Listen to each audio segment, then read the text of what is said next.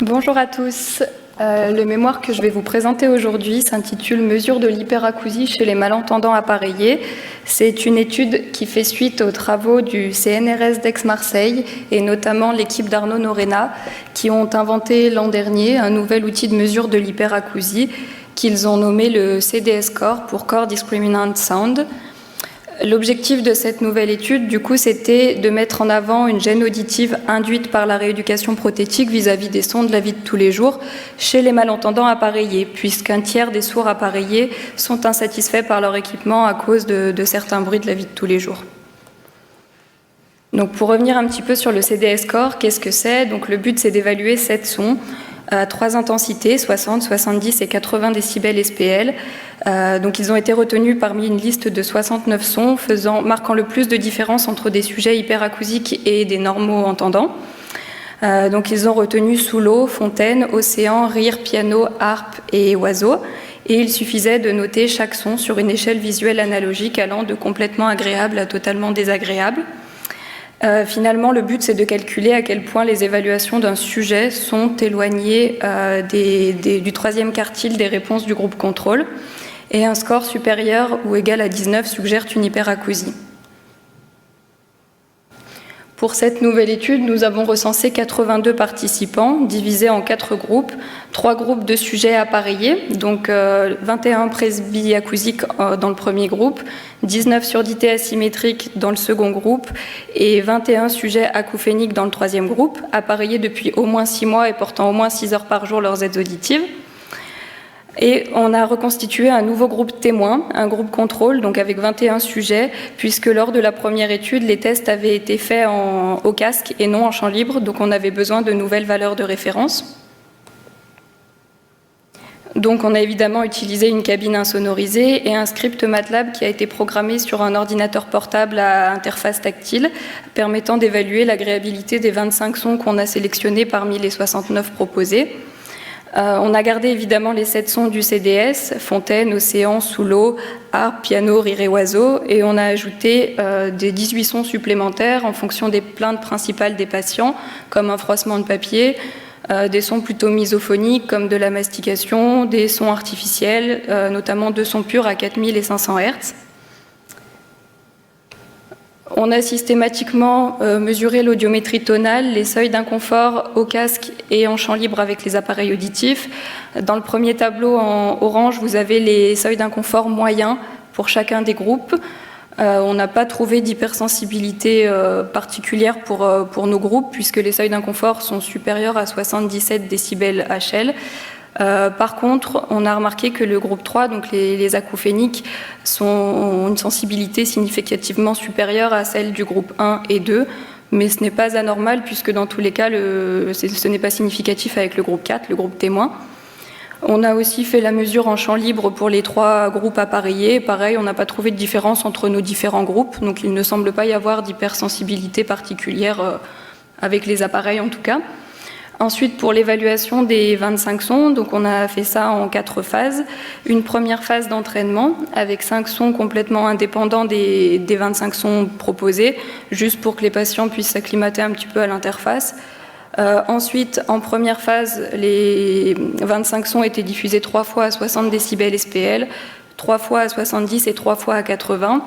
En conservant la condition qui avait été établie lors de la première étude, c'est-à-dire que dès qu'un son est jugé à plus de 90% désagréable, il n'est pas rejoué par la suite et une note systématique de 100% désagréable lui est attribuée pour protéger les sujets vraiment sensibles. Donc voici les résultats à 60 décibels SPL pour chacun des groupes et pour chaque son. Donc on a fait une moyenne des 3 répétitions. Ce qu'on remarque en premier, c'est qu'il y a 3 sons qui se démarquent complètement des autres. Donc les sons entourés en noir, bird, harpe et piano, qui ont été notés très agréables pour l'ensemble de nos participants. Ce sont 3 sons qui appartiennent au CDS-Core.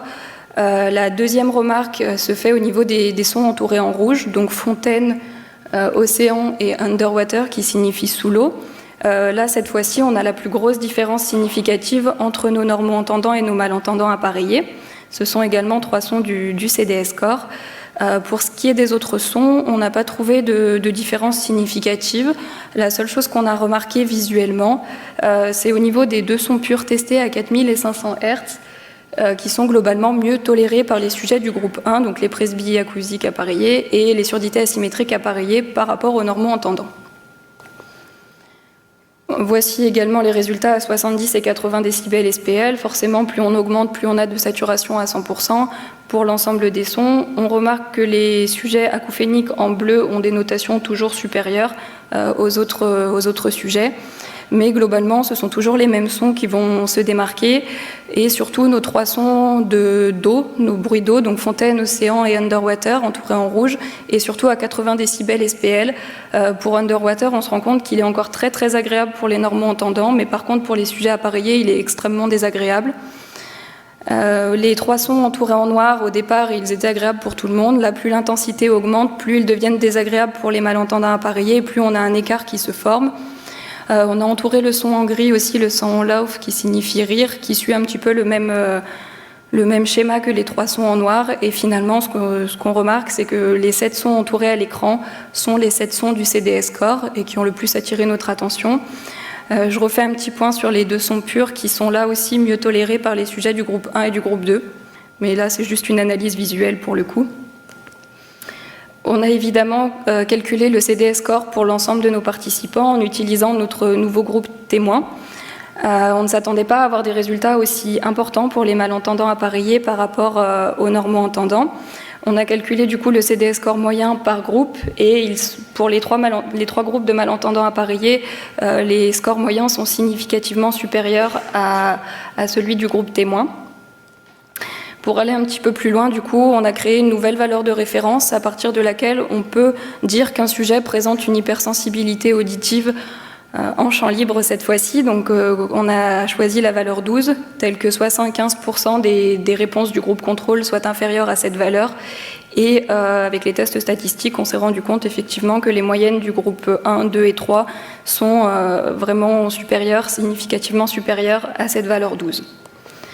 En conclusion, ce que l'on peut retenir, c'est que finalement les 7 sons du CDS Core élaborés par le CNRS d'Aix-Marseille sont aussi ou seraient autant adaptés à des sujets hyperacousiques qu'à des malentendants appareillés. La véritable différence, elle va se faire sur des sons plutôt agréables, parce que les sons désagréables restent désagréables pour l'ensemble de nos participants. Au niveau des sons purs, on les utilise dans la vie de tous les jours pour mesurer l'hyperacousie des sujets appareillés, mais finalement, ils ne seraient pas vraiment représentatifs de la vie de tous les jours. Et au niveau des acouphéniques, donc effectivement, les acouphéniques ont des notations plus importantes que les autres sujets appareillés, ce qui n'est pas anormal puisque 79% des acouphéniques sont hyperacousiques. Mais notre observation semble être valable déjà pour tous les groupes de malentendants appareillés.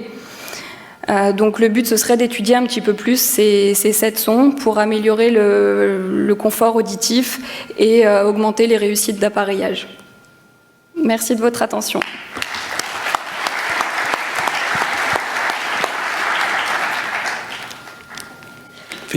Félicitations pour votre travail. Merci. Est-ce que vous avez corrélé la gêne décrite par les patients appareillés avec leur appareillage sur des tests plus classiques de mesure d'inconfort en champ libre? On a fait remplir déjà le questionnaire MASH, mais finalement les réponses n'étaient pas du tout en faveur d'une hypersensibilité auditive. Les questions sont vagues et puis finalement les questionnaires, les patients les remplissent un petit peu vite sans vraiment réfléchir, alors que là, c'était vraiment leur réaction sur les sons en direct. Mais la question, c'est est-ce que vous avez corrélé le fait qu'il soit gêné avec un type de bruit donné, dans les bruits que vous avez faits, et des sons qu'on utilise habituellement en audiométrie, de sons purs, de sons vobulés, etc. Non.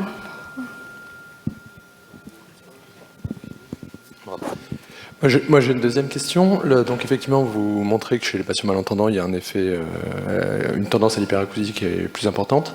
Est-ce que vous pensez qu'il faudrait éventuellement revoir la façon dont on mesure les seuils d'inconfort et quel impact ça pourrait avoir sur les réglages derrière? J'ai pas entendu la fin. Pardon. Est-ce que vous pensez qu'il faudrait qu'on revoie la façon de mesurer nos seuils d'inconfort et quel impact ça pourrait avoir sur les réglages derrière? Eh ben, à la place d'utiliser des sons purs, plutôt utiliser des sons de la vie de tous les jours maintenant pour la mesure des seuils d'inconfort. Alors après, je sais que l'équipe d'Arnaud Norena travaille encore là-dessus pour qu'on puisse un jour peut-être avoir ce type d'outils en cabine pour pouvoir les utiliser en complément des seuils d'inconfort.